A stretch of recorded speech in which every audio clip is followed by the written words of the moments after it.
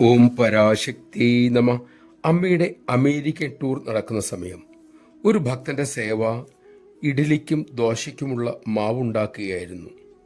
നീണ്ട യാത്രയുടെ ക്ഷീണം ആ ഭക്തന് വളരെയേറെ ഉണ്ടായിരുന്നു. ആ സമയം അടുക്കളയുടെ ചുമതലയുള്ള സേവകർ അദ്ദേഹത്തോട് പറഞ്ഞു, കുറച്ച് വിശ്രമിച്ചിട്ട് വരൂ. ഉടൻ തന്നെ അദ്ദേഹം പോയി കുളിച്ചു, ഭക്ഷണം കഴിച്ചു. പിന്നീട് അർച്ചന ചെയ്യാമെന്ന് കരുതി. അപ്പോൾ താൻ അരയ്ക്കാനായി ഗ്രൈൻഡറിൽ ഇട്ടിരുന്ന വലിയ ഒരു അളവ് അരിയുടെ കാര്യം അദ്ദേഹം മറന്നും പോയിരുന്നു. അർച്ചന ആരംഭിച്ചു. അർച്ചനയുടെ ഇടയിൽ കടന്നു വന്ന ഓം അന്നദായിന്യേ നമ എന്ന പദം ഉള്ളിലൊന്ന് ഉടക്കി.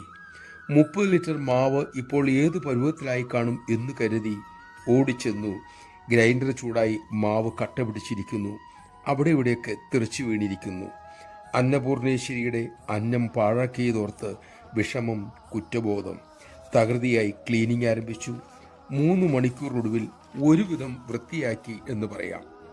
15 മിനിറ്റ് കൂടി താൻ അവിടെ നിന്നിരുന്നു എങ്കിൽ ഇത് തീർത്തിട്ട് സമാധാനമായി പോകാമായിരുന്നു.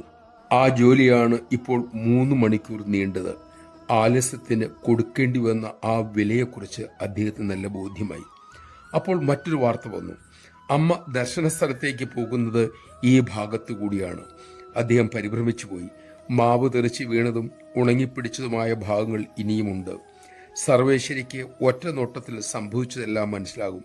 ഉള്ളൊന്നു കാളി. തൻ്റെ സേവയും സാധനയും ഇന്നത്തോടെ തീരും എന്ന് ഉറപ്പിച്ച നിമിഷങ്ങൾ. ഏതാനും നിമിഷം കഴിഞ്ഞു. അമ്മ അതുവഴി വന്നു. അദ്ദേഹം ഒഴികെ എല്ലാവരും അമ്മയുടെ ദർശനഭാഗ്യത്തിൽ ആനന്ദത്തിലായിരുന്നു. അദ്ദേഹമായിട്ടെ വിറച്ച് പേടിച്ച് നിലകൊണ്ടു. അമ്മ അവിടെ എത്തിയപ്പോൾ അദ്ദേഹത്തിൻ്റെ നേർക്കൊന്ന് നോക്കി. അതിൽ എല്ലാം ഉണ്ടായിരുന്നു. അത് അദ്ദേഹത്തിന് മനസ്സിലായി. അദ്ദേഹത്തിന് കാര്യങ്ങൾ മനസ്സിലായി എന്ന് അമ്മയ്ക്ക് മനസ്സിലായി.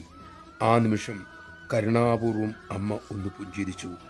ശിവശക്തി സ്വരൂപിണി പിന്നീട് മെല്ലെ നടന്നകന്നു. നമഃശിവായ. ആലസ്യം വരുത്തുന്ന വഴികൾ കരുതിയിരിക്കാൻ നമുക്ക് കഴിയട്ടെ. അതിനുള്ള വിവേകം അമ്മ തന്നെ നമുക്ക് നൽകട്ടെ.